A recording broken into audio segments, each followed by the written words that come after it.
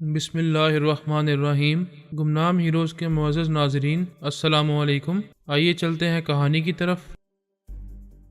پھر وہ ذرا مایوس ہو کر بولی، مگر تم پہلے جوان ہو جو میرے لیے نہیں تڑپ رہے ہو، پلیز میری خاطر تڑپنا شروع کر دو۔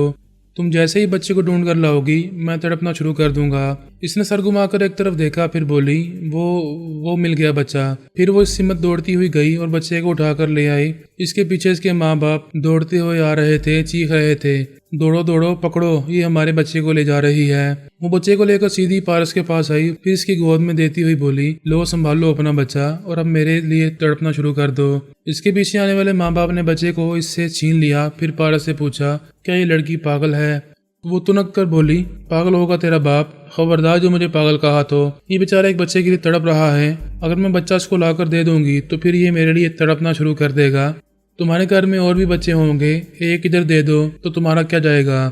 پارس نے کہا، پلیز مرحبا، پلیز، میں نے تمہیں اپنا بچہ لانے کو کہا تھا، اگر میں نے آئندہ بھی تم سے یہ مطالبہ کیا تو تم سارے شہر کے بچے اٹھانا شروع کر دو گی۔ میں کیا کروں؟ تم نے بچے کا نام نہیں بتایا، حلیہ نہیں بتایا، اسی لیے جو بچہ مجھے دکھائی دیا اسے میں لے آئی۔ مجھ سے غلطی ہوئی ہے، میں نے اس کا نام نہیں بتایا۔ اب اچھی طرح سن لو، اس کا نام عدنان ہے۔ وہ ایک دم سے خوشی سے چیخ کر بولی، عدنان؟ اسے تو میں جانتی ہوں۔ پارس نے خوش ہو کر پوچھا، اچھا، ہاں وہ بچہ وہی ہے نا جو 3 یا 4 برس کا ہے؟ پارس نے جلدی سے ہاں کے انداز میں سر ہلا کر کہا، ہاں بالکل وہی ہے۔ کہاں ہے وہ؟ وہ تو عراق کے شہر بغداد میں ہے، میری آنٹی کا بیٹا ہے، تمہیں وہاں چلنا ہوگا۔ پارس نے اپنا سر پیٹ لیا۔ دوسری طرف پورس بھی اپنا سر پیٹ رہا تھا۔ دلربا اس کے پیچھے پڑ گئی تھی اور دلربائی کے تمام ہتھیار اس پر آزما رہی تھی۔ پورس نے بھی اسے یہی کہا تھا کہ اگر وہ بچے کو ڈھونڈ لائے گی تو وہ اس سے محبت کرنے لگے گا۔ وہ خوش ہو کر بولی، تم ایک بچے کی بات کر رہے ہو؟ یہاں میں تمہارے سامنے بچوں کا میلہ لگا دوں گی، بچے جہاں بھی نظر آئیں پکڑ کر لے آؤں گی۔ وہ بولا، پلیز مجھے صرف میرا اپنا ایک بچہ چاہیے۔ وہ شرماتے ہوئے بولی، یہ تو شادی کے بعد ہو سکتا ہے۔ وہ بولی، پلیز اس طرح نہ شرماؤ، میں اتنی جلدی برات لے کر نہیں آؤں گا اور نہ ہی تم فوراً 3 برس کا بچہ پیش کر سکو گی۔ یہ لو، کیوں نہیں پیش کر سکوں گی؟ تم ابھی برات لے آؤ، ابھی شادی کرو، میں کل ہی 3 برس کا بچہ لا کر دے دوں گی۔ پورس نے دیدے پھیلا کر حیرانی سے پوچھا، یہ کیا کہہ رہی ہو؟ تم یہ سب کچھ کیسے کرو گی؟ یہ کون سی مشکل بات ہے؟ کوئی ناممکن تو نہیں ہے، دنیا میں ایسا ہی ہوتا ہے۔ اس نے پوچھا، تم نے کون سی دنیا میں ایسا دیکھا ہے؟ کیوں نہیں دیکھا؟ جو سوزانہ ہے، اس نے پہلے اپنے نور سے محبت کی، پھر شادی کی اور 3 برس کا بچہ بھی اس کے سامنے پیش کر دیا۔ یہ تم کہاں کی بات کر رہی ہو؟ تم نے کس سوزانہ کو دیکھا ہے؟ تعجب ہے، تم نے ہالی ووڈ کی اتنی مشہور ہیروئن کو نہیں جانتے؟ تم نے اس کی وہ فلم دی لورز نہیں دیکھی؟ او مائی گاڈ، تم فلم کی باتیں کر رہی ہو؟ اور کیا فلموں میں ایسا نہیں ہوتا کہ شادی کے فوراً بعد بچہ ہوا اور فوراً ہی وہ 3-4 برس کا ہو گیا، کئی گھنٹوں میں نہ جانے کیا سے کیا ہو جاتا ہے، وہ بچہ باپ دادا بن جاتا ہے؟ وہ بیزار ہو کر بولا، پلیز دلربا، میں فلموں کی بات نہیں کر رہا، زندگی کے حقائق کو سمجھو۔ میرا بچہ ہے، وہ 3 برس کا ہے، میں اسے تلاش کر رہا ہوں، وہ ہمیں چھوڑ کر کہیں چلا گیا ہے اور تنہا نہ جانے کہاں بھٹک رہا ہوگا۔ اس نے توجہ سے سنا، پھر کہا، تم نے پہلے کیوں نہیں کہا کہ وہ بچہ تنہا ہے اور کہیں بھٹک رہا ہے؟ کیا تم نے کسی ایسے بچے کو دیکھا ہے جو تنہا بھٹک رہا ہو؟ ہاں دیکھا ہے، یہ تمہیں پہلے کہنا چاہیے تھا، آگے پریڈی اسٹریٹ میں ہے، ابھی چلو میں دکھاتی ہوں۔ یا اللہ پتہ نہیں اب تم کیا دکھانے والی ہو۔ وہ اس کے ساتھ کار میں بیٹھ کر جانے لگا۔ وہ کار ڈرائیو کر رہی تھی اور اس نے پوچھا، سچ بتاؤ، تم نے واقعی کسی کو تنہا وہاں دیکھا ہے؟ میں نے اپنی دونوں آنکھوں سے دیکھا ہے، میں جھوٹ نہیں کہہ رہی۔ کچھ دیر بعد وہ پریڈی اسٹریٹ پہنچ گئے۔ اس نے ایک جگہ کار پارک کی، اور اس نے پوچھا، کہاں ہے وہ؟ تم نے اسے کہاں دیکھا تھا؟ اس نے دوسری طرف کے فٹ پاتھ کی طرف اشارہ کرتے ہوئے کہا، وہ اس فٹ پاتھ سے گزر رہا تھا۔ کب گزر رہا تھا؟ کل شام ٹھیک 6 بجے میں نے اسے دیکھا تھا۔ وہ گور کر بولا، تم نے کل شام 6 بجے اسے یہاں سے گزرتے دیکھا تھا اور آج شام 6 بجے مجھے یہاں لے کر آئی ہو، تو کیا ہوا؟ وہ ابھی یہاں سے گزرے گا۔ تم کیسے جانتی ہو کہ وہ ابھی یہاں سے گزرے گا؟ وہ گور کر بولی، تم ٹی وی شو دیکھتے ہو؟ ہاں میں دیکھتا ہوں۔ ایک شو میں ایک ٹرین جس وقت جہاں سے گزرتی ہے، 6 بجے اور 9 بجے والے شو میں بھی اسی وقت اسی جگہ سے گزرتی ہے۔ ابھی وہی وقت ہوا ہے اس بچے کے گزرنے کا۔ اور اس نے دونوں ہاتھوں سے سر کو تھام لیا، پھر کہا، بس میں سمجھ گیا، اگر میں کچھ دیر اور تمہارے ساتھ رہا تو میرا بچہ نہ جانے بھٹکتا ہوا کہاں سے کہاں پہنچ جائے گا اور تم مجھے یہاں بھٹکاتی رہ جاؤ گی، اس لیے مجھے معاف کرو اور جانے دو۔ تم مجھے چھوڑ کر کہاں جاؤ گے؟ میری مرضی ہے، میں کہیں بھی جاؤں، میں نے تمہارا کوئی قرض نہیں لیا جو ادا کرنا ہے اور اس کے لیے میں تمہارا پابند رہوں۔ محبت کرنے والے ہمیشہ ایک دوسرے کے مقروض رہتے ہیں اور بڑی محبت سے ایک دوسرے کا قرض چکاتے رہتے ہیں۔ خدا کے لیے میرے سامنے فلسفہ نہ بیان کرو، میں جا رہا ہوں۔ ایک بات یاد رکھو، تم مجھ سے دور کہیں نہیں جا سکو گے، جہاں جاؤ گے مجھے وہاں پاؤ گے۔ کیا یہ تمہارا دعویٰ ہے کہ میں تم سے دور نہیں جا سکوں گا؟ ہاں، تم جا کر دکھاؤ، میں وہیں پہنچ جاؤں گی۔ وہ دروازہ کھول کر باہر نکلا، تیزی سے چلتا ہوا ایک ٹیکسی کو روک کر اس میں بیٹھ گیا، پھر ڈرائیور سے بولا آگے چلو۔ وہ نہیں جانتا تھا کہ اسے آگے کہاں جانا ہے، لیکن وہ پورے شہر کا چکر لگا کر اپنے بیٹے کو تلاش کرنا چاہتا تھا۔ اسے اپنے موبائل فون کا بزر سنائی دیا، اس نے اسے آن کر کے کان سے لگایا تو پارس کی آواز سنائی دی۔ ہیلو پورس، میں بول رہا ہوں۔ ہاں بولو، تم کہاں ہو؟ کیا عدنان کا کچھ پتہ چلا؟ کیا خاک پتہ چلے گا؟ کیا تمہارے پاس کوئی دلربا ہے؟ یہ تم کیسے جانتے ہو؟ مجھے عبداللہ نے بتایا ہے، اس کی بہن مرحبا میرے پاس ہے، اور جب تک یہ رہے گی تب تک میں بچے کو تو کیا اپنے آپ کو بھی تلاش نہیں کر سکوں گا۔ او گاڈ، تم اس کی دوسری بہن سے پھنسے ہوئے ہو۔ ادھر اس نے میرے ناک میں دم کر رکھا ہے، میں اسے پیچھا چھڑا کر عدنان کو تلاش کر رہا ہوں۔ وہ پارس سے باتیں کرنے کے دوران میں پیچھے سر گھما کر دیکھتا جا رہا تھا کہ دلربا اپنی کار میں اس کا پیچھا کر رہی ہے یا نہیں۔ وہ کتنے ہی علاقوں سے گزرتا رہا اور بار بار گھوم کر دیکھتا رہا، پھر یہ اطمینان ہو گیا کہ وہ اس کا تعاقب نہیں کر رہی۔ ایک جگہ فن فیئر گراؤنڈ دکھائی دیا، وہاں بچوں کے لیے کھیل تماشے ہو رہے تھے۔ اس نے سوچا یہاں عدنان مل سکتا ہے۔ وہ ٹیکسی سے اترا اور فن فیئر گراؤنڈ جانے اور آنے والے بچوں کو بڑے گیٹ کے پاس کھڑا دیکھتا رہا۔ پھر اس نے کاؤنٹر پر آ کر اندر جانے کے لیے ٹکٹ خریدا تو پیچھے سے دلربا کی آواز سنائی دی، ایک نہیں 2 ٹکٹ لے لو۔ وہ ایک دم سے چونک گیا، پلٹ کر دیکھا تو وہ حیران رہ گیا، پھر اس سے پوچھا تم یہاں کیسے پہنچ گئی؟ وہ ہنستے ہوئے بولی، میں نے کہا تھا تم جہاں جاؤ گے میں وہاں پہنچ جاؤں گی، یقین نہ ہو تو دنیا کے آخری کونے میں چلے جاؤ، میں وہاں بھی تمہارا پیچھا نہیں چھوڑوں گی۔ اس نے حیرانی سے پوچھا، مگر تمہیں کیسے پتا چلا کہ میں یہاں ہوں؟ تمہیں ایک راز کی بات بتا دوں، اور وہ یہ کہ میری ایک پیدائشی عادت ہے، کسی کی مخصوص بو میرے ذہن میں نقش ہو جاتی ہے، پھر وہ جتنی بھی دور چلا جائے میں اس کی بو پا لیتی ہوں۔ دیکھ لو، تم مجھ سے بہت دور چلے آئے ہو، میں نے تمہارا تعاقب بھی نہیں کیا، لیکن تمہاری بو پا کر یہاں پہنچ گئی ہوں۔ او مائی گاڈ، ہماری ماما سونیا بھی ایسی ہی تھیں، دوستوں اور دشمنوں کی بو پا کر ان کی شارک تک پہنچ جایا کرتی تھی۔ ان کا بدل پھر سنائی دیا، اس نے اسے آن کر کے کان سے لگایا تو پارس کی آواز سنائی دی۔ وہ خوش ہو کر کہہ رہا تھا، پورس میں نے تو اسے پیچھا چھڑا لیا ہے، اسے ڈاج دے کر بہت دور نکل آیا ہوں، اب عدنان کو تلاش کرنے کے لیے فن فیئر گراؤنڈ کی طرف جا رہا ہوں۔ بھائی پارس، تم کس خوش فہمی میں مبتلا ہو؟ مجھے بھی یہی خوش فہمی تھی کہ میں نے اس سے پیچھا چھڑا لیا ہے، لیکن یہ دونوں بہنیں ہماری ماما کی طرح انسانوں کی بو سونگ لیتی ہیں۔ میں بھی یہاں فن فیئر گراؤنڈ میں پہنچا ہوا ہوں اور دلربا میری بو سونگ کر یہاں آ گئی ہے۔ تم بھی چلے آؤ، مرحبا بھی تمہارے پیچھے یہاں چلی آئے گی۔ عدنان کو سبھی تلاش کر رہے تھے، عبداللہ خیال خونی کے ذریعے اسے ڈھونڈ رہا تھا۔ برازیل کے گورنر نے تمام پولیس اور انٹیلیجنس والوں کو اس کی تلاش میں لگا دیا تھا۔ سونیا بھی میک اپ کے ذریعے چہرہ بدلنے کے بعد خفیہ پناہ گاہ سے نکل گئی تھی اور اسے ڈھونڈتی پھر رہی تھی۔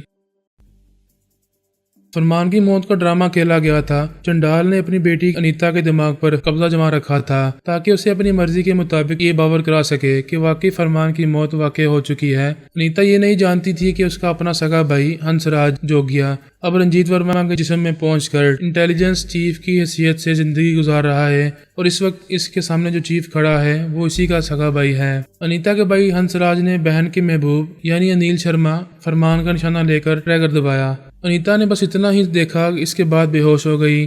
دل اور دماغ کو دھچکا پہنچنے کے باعث وہ بے ہوش ہو گئی تھی۔ اسے کچھ دیر بعد ہوش میں لایا جا سکتا تھا، لیکن چنڈال جوگیا نے اس پر تنویمی عمل کر کے اسے 12 گھنٹے تک گہری نیند سوتے رہنے کا حکم دے دیا تھا۔ اس طرح وہ اپنے محبوب انیل شرما کی موت سے بے نیاز ہو کر طویل نیند میں ڈوب گئی تھی۔ چنڈال جوگیا نے فرمان کے دماغ میں جھانک کر دیکھا، پہلے اس پر نیند بے ہوشی طاری تھی، اب وہ آہستہ آہستہ ہوش میں آ رہا تھا۔ چنڈال نہیں چاہتا تھا کہ وہ ہوش میں رہ کر مصیبت بن جائے، لہذا اس نے پھر ایک چھوٹا سا زلزلہ پیدا کیا۔ وہ پھر چیخ مار کر تڑپتا ہوا بے ہوش ہو گیا۔ چنڈال نے اپنے بیٹے سے کہا، اسے اپنی گاڑی میں ڈال کر پالم پور والے مکان میں لے جا کر قید کر دو، جیسے ہی وہ ہوش میں آئے گا تو میں اس پر تنویمی عمل کروں گا۔ میرے عمل کرنے تک تم اس کی نگرانی کرتے رہو، اس کے بعد چلے جاؤ گے، پھر یہ میرا غلام بننے کے بعد مجھے چھوڑ کر کہیں نہیں جا سکے گا۔ ہنسراج جوگیا نے انسپیکٹر اور سپاہیوں کو بلا کر کہا، اس انیل شرما کو اٹھا کر لے جاؤ اور میری کار کی پچھلی سیٹ پر ڈال دو۔ اس نے اپنی بہن کو دونوں بازو میں فرش پر سے اٹھایا، پھر اسے بیڈ پر لٹاتے ہوئے سپاہیوں سے کہا، میں ابھی یہاں سے جا رہا ہوں، لیکن تم اس لڑکی کی حفاظت کرنا اور اسے میری بہن سمجھنا، خبردار کوئی اسے ہاتھ نہ لگائے، میں بھی واپس آؤں گا۔ سپاہی فرمان کو اٹھا کر لے گئے۔ ہنسراج جوگیا نے سوچ کے ذریعے پوچھا، پتا جی کیا انیتا یہیں رہے گی؟ ہاں اسے یہیں چھوڑ دو، ابھی یہ 12 گھنٹے تک سوتی رہے گی۔ بس اس بات کا خیال رکھو کہ میری بیٹی کو کوئی نقصان نہ پہنچے۔ آپ فکر نہ کریں، یہ یہاں محفوظ رہے گی اور میں بھی اس کی خبر لیتا رہوں گا۔ اس نے ہوٹل سے باہر آ کر پھر ایک بار انسپیکٹر کو سختی سے تاکید کی، انیتا کا خاص خیال رکھا جائے، یہاں اسے کسی طرح کا نقصان نہیں پہنچنا چاہیے۔ پھر وہ کار میں آ کر بیٹھ گیا، سر گھما کر دیکھا، فرمان پچھلی سیٹ پر بے ہوش پڑا ہوا تھا۔ اس نے کار سٹارٹ کی، پھر اسے ڈرائیو کرتا ہوا پالمپور کی طرف جانے لگا۔ تمام بھارتی کابرین سے چنڈال جوگیا کی گہری دوستی ہو گئی تھی۔ وہ سب یہ بھروسہ کرنے لگے تھے کہ چنڈال جوگیا ایک ٹیلی پیتھی جاننے والا بن کر ان کے زیر سایہ رہے گا اور اپنے دیش اور اپنی جنتا کے لیے خیال خوانی کرتا رہے گا۔ ان کے درمیان یہ طے پایا کہ صبح 2 آرمی افسران رستم پلی آ کر چنڈال سے ملاقات کریں گے، پھر اسے اپنے ساتھ دلی کی راجدھانی میں لے جائیں گے۔ وہاں شاہانہ انداز میں اس کی رہائش کے لیے انتظامات کیے گئے تھے۔ چنڈال چند بھارتی کابرین کے خیالات پڑھ چکا تھا اور مزید حکمرانوں اور آرمی کے اعلیٰ افسران کے بھی خیالات پڑھنا چاہتا تھا۔ اب اسے کچھ وقت مل رہا تھا، اس لیے وہ ان میں سے ایک کے دماغ میں پہنچ کر ان کے چور خیالات پڑھنے لگا۔ اس کے لیے کوئی پریشانی یا تشویش کی بات نہیں تھی۔ ان میں سے نہ تو کوئی اس کا دشمن تھا اور نہ ہی کوئی اس کے خلاف کچھ سوچ رہا تھا، بلکہ سب بھی اس کی بہتری کے لیے منصوبے بنا رہے تھے۔ مجھ سے اور میرے ٹیلی پیتھی جاننے والوں سے اسے محفوظ رکھنے کے لیے بہت سخت انتظامات کر رہے تھے۔ یہ پلاننگ کر رہے تھے کہ کیسی حکمت عملی تیار کی جائے۔ فی الحال وہ یہی طے کر رہے تھے کہ چنڈال جوگیا کو کبھی فرحات کے مقابلے میں کوئی کام نہیں سونپا جائے گا۔ اسے ہمیشہ فرحات سے اور اس کے ٹیلی پیتھی جاننے والے دوستوں سے دور رکھنے کی کوشش کی جائے گی۔ 2-4 افسران اعتراض کرتے ہوئے کہہ رہے تھے، اگر ہمارا ٹیلی پیتھی جاننے والا فرحات کو روکے گا نہیں تو وہ ہمیں نقصان پہنچاتا رہے گا۔ فرحات کو روکنے اور اپنے دیش سے بھگانے کے لیے امریکی ٹیلی پیتھی جاننے والے کو یہاں بلایا تھا۔ ہمارا چنڈال جوگیا فرحات کو ضرور روکے گا، لیکن اس کا طریقہ کار مختلف ہوگا۔ وہ اس سے براہ راست نہیں ٹکرائے گا۔ ٹکرانے کا انداز ایسا ہوگا کہ فرحات کبھی ہمارے چنڈال پر شبہ نہیں کرے گا۔ دوسرے افسر نے کہا، ہم اسے ذہانت اور چالاکی سے چپ چاپ اپنے دشمنوں سے نمٹنے کے طریقے سکھائیں گے۔ ہم اسے اس طرح چھپا کر رکھیں گے کہ کوئی ٹیلی پیتھی جاننے والا اس کی رہائش گاہ تک نہیں پہنچ سکے گا اور نہ ہی کبھی دماغ میں پہنچ پائے گا۔ ایک منسٹر نے کہا، افسوس، ہم نے ویٹو مارکس کو اپنا غلام بنایا تھا، لیکن وہ کمبخت ہمارے ہاتھوں سے نکل گیا، ورنہ آج ہمارے پاس 2 خیال خوانی کرنے والے ہو جاتے۔ ایک اعلیٰ افسر نے کہا، ویٹو مارکس کو پورے دہلی میں تلاش کیا جا رہا ہے۔ اب تک کی اطلاعات کے مطابق کوئی غیر ملکی بہروپیہ دہلی سے باہر نہیں گیا ہے۔ ہمیں یقین ہے کہ وہ یہاں کہیں چھپا ہوا ہے۔ کل چنڈال جوگیا آئے گا تو ہم اس کی ٹیلی پیتھی کے ذریعے اسے تلاش کرنے کی کوشش کریں گے۔ وہ مل جائے گا تو واقعی ہمارے پاس ایک نہیں 2 ٹیلی پیتھی جاننے والے ہو جائیں گے۔ اس بار ویٹو مارکس ہماری گرفت میں آئے گا تو ہم چنڈال جوگیا سے کہیں گے کہ وہ اس پر تنظیمی عمل کر کے اسے اپنا غلام بنا کر رکھے۔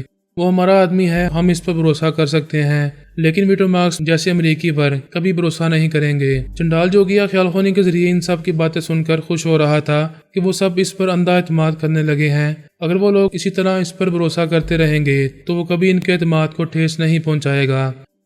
وہ واپس ہنسراج جوگیا کے دماغ میں آیا۔ وہ پالمپور کے اس مکان کے سامنے پہنچ گیا تھا۔ اس وقت تک فرمان کو ہوش آ گیا تھا اور وہ آہستہ آہستہ پچھلی سیٹ پر اٹھ کر بیٹھ رہا تھا۔ چنڈال نے اس کے اندر آ کر کہا، میں وہی ہوں جس سے اب تک دور بھاگتے رہے تھے۔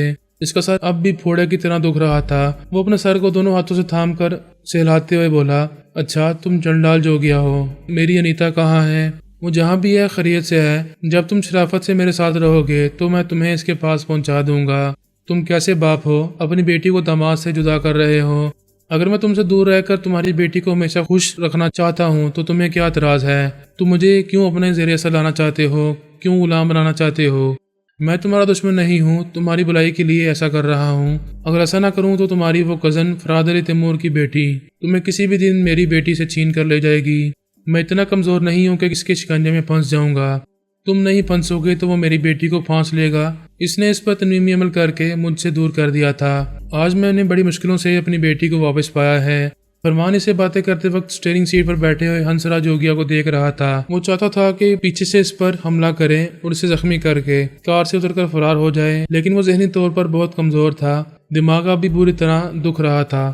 چنڈال نے ہنستے ہوئے کہا، تم فرار ہونا چاہتے ہو؟ کوئی بات نہیں، کوشش کر کے دیکھ لو۔ تم اب میرے شکنجے سے باہر کبھی نہیں نکل پاؤ گے۔ ہنسراج جوگیا نے گاڑی سے اترتے ہوئے کہا، چلو باہر آ جاؤ۔ وہ چپ چاپ سر جھکا کر دروازہ کھول کر باہر آ گیا، پھر ہنسراج جوگیا کے پیچھے چلتا ہوا مکان کے اندر پہنچا۔ وہ مکان کافی عرصے سے بند پڑا ہوا تھا۔ ہنسراج جوگیا نے ایک کمرے میں آ کر بستر وغیرہ کی صفائی کی، پھر اس سے کہا، چلو اس پر لیٹ جاؤ۔ وہ समझ रहा था कि बिस्तर पर लेटने का नतीजा क्या होगा। इस पर अभी तमीमी अमल किया जाएगा। उसने कहा, चंडाल जोगिया, मैं इस काबिल नहीं हूँ कि इस कमबख्त पुलिस से लड़ झगड़ कर यहाँ से जा सकूँ। मैं सिर्फ जुबान से ही कह सकता हूँ, मुझ पर तमीमी अमल ना करो। मैं तुमसे वादा करता हूँ कि एक अच्छे और मोहब्बत करने वाले दामाद की तरह तुम्हारे साथ रहूंगा और अपनी टेलीपैथी के जरिए तुम्हारे काम आता रहूंगा।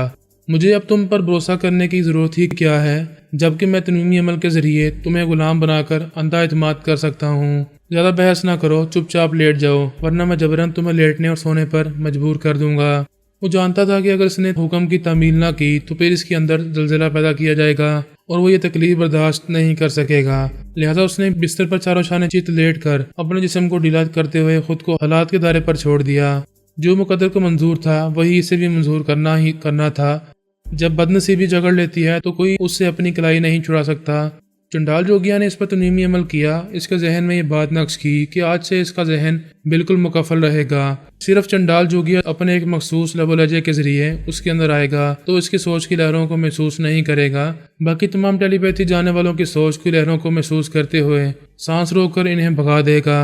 इसने दूसरी बात ये नक्श की कि वो फरहाद अली तैमूर और इसके तमाम खानदान वालों को और इसके तमाम टेलीपैथी जानने वालों को भूल जाएगा। कभी इनके सामने होगा तो वो इन्हें पहचान नहीं पाएगा। तीसरी बात इसके जहन में ये नक्श की कि वो मुसलमान नहीं है। इसने पहली बार मरने के बाद दूसरा जन्म लिया था। फिर एक ट्रेन में अनीता से मुलाकात हुई थी। वो इसके पहले जन्म की महबूबा थी। फिर एक इंटेलिजेंस के अफसर ने उसे गोली मार दी तो वो दूसरी बार मर गया और अब इसने तीसरी बार जन्म लिया है। इसे अपने पहले और दूसरे जन्म वाली अनीता याद रहेगी और इसे अपने अकीदे के मुताबिक यकीन रहेगा कि किसी न किसी दिन तीसरे जन्म में भी अनीता से मुलाकात होगी। तीसरे जन्म में वो चंडाल जोगिया का एक वफादार बॉडीगार्ड है और उसके लिए जान पर खेल जाता है। वो टेलीपैथी जानता है और उसके जरिए चंडाल जोगिया के अहकामात की तमील करता रहता है। तमीमी अमल के आखिर में इसने हुक्म दिया, तुम भारतीय काबरीन के सामने भी टेलीपैथी का मुजाहरा नहीं करोगे। जब मैं हुक्म दूंगा तब तुम ख्यालवानी करोगे। मेरी इजाजत के बगैर कभी किसी से दिमागी राब्ता नहीं करोगे। अब तुम 2 घंटे तक गहरी नींद सोते रहोगे। फिर बेदार होने के बाद इस तमीमी अमल को भूल जाओगे और मेरे अहकामात के मुताबिक ये बात याद रखो कि तुमने अनिल शर्मा की हैसियत से तीसरी बार इस दुनिया में जन्म लिया है। फिर इसने ख्यालवानी के जरिए अनीता के पास आकर देखा। वो गहरी नींद सो रही थी। होटल में जिस इंस्पेक्टर और सिपाहियों की ड्यूटी थी वो फर्ज सिनाज थे, ड्यूटी पर हाजिर थे। इनके ख्यालात पढ़कर इत्मीनान हुआ कि वो दूसरे दिन तक अनीता की निगरानी करते रहेंगे और इसे किसी किस्म का नुकसान नहीं पहुंचने देंगे। इसके बाद चंडाल जोगिया अपनी जगह हाजिर होकर बिस्तर पर लेटा और थोड़ी देर बाद ही गहरी नींद में डूब गया। आर्मी के अफसरान इस रात नीम पली पहुंचकर वहां की अहम शख्सियात से चंडाल जोगिया के बारे में मालूमात हासिल कर रहे थे। उसने अपने बारे में जो कुछ इन्हें बताया था वही बातें इन्हें मालूम हो रही थी कि वो हिंदुस्तानी है। इस इलाके के लोग एक बहुत ही खतरनाक जादूगर की हैसियत से जानते हैं। ये कोई नहीं जानता था कि इसे ख्यालखानी का इल्म भी आता है। वो सुबह 6 बजे बेदार हुआ। इस वक्त 12 घंटे पूरे हो चुके थे। अनीता भी बेदार हो चुकी थी। इसने आंखें खोलते ही आसपास देखा तो अनिल शर्मा दिखाई नहीं दिया। वो सोचने लगी तो इसे याद आया कि पुलिस वालों ने कमरे में आकर अनिल शर्मा को गोली मार दी थी। ये याद आते ही दोनों हाथों से मुंह छुपाकर फूट फूट कर रोने लगी। इसने अपनी आंखों से देखा था कि एक पुलिस वाले ने इसे गोली मार दी थी। वो फौरन ही एक लिबास तब्दील करके कमरे से बाहर आई। फिर उसने नीचे काउंटर पर पहुंचकर पूछा, कल शाम को मेरे कमरे में पुलिस वाले आए थे। उन्होंने मेरे पति को गिरफ्तार करना चाहा था, फिर इसे गोली मार दी थी। क्या वो मेरे पति की लाश को यहाँ से ले गए हैं? काउंटर गर्ल ने कहा, कल शाम को मैं ड्यूटी पर नहीं थी। यहाँ पुलिस वाले मौजूद हैं, आप इनसे पूछें। वो कल रात से यहाँ ड्यूटी पर हैं। पुलिस इंस्पेक्टर होटल के कमरे में सो रहा था। दूसरे सिपाही भी सो रहे थे। सिर्फ एक जाग रहा था। इस सिपाही ने इंस्पेक्टर को नींद से जगाया। इसने काउंटर पर आकर अनीता से कहा, हम कल रात आपकी वजह से यहाँ ड्यूटी देते रहे। आप तो ऐसी गहरी नींद में डूबी हुई थी कि हम अब तक आपके जागने का इंतजार कर रहे थे। वो बोली, कल शाम तुम अपने अफसर के साथ मेरे कमरे में आए थे। मुझे बताओ मेरा पति अनिल शर्मा कहाँ है? चंडाल जोगिया इंस्पेक्टर के दिमाग में मौजूद था। वो उसकी मर्जी के मुताबिक बोला, मुझे अफसोस है अब आपके पति इस दुनिया में नहीं रहे।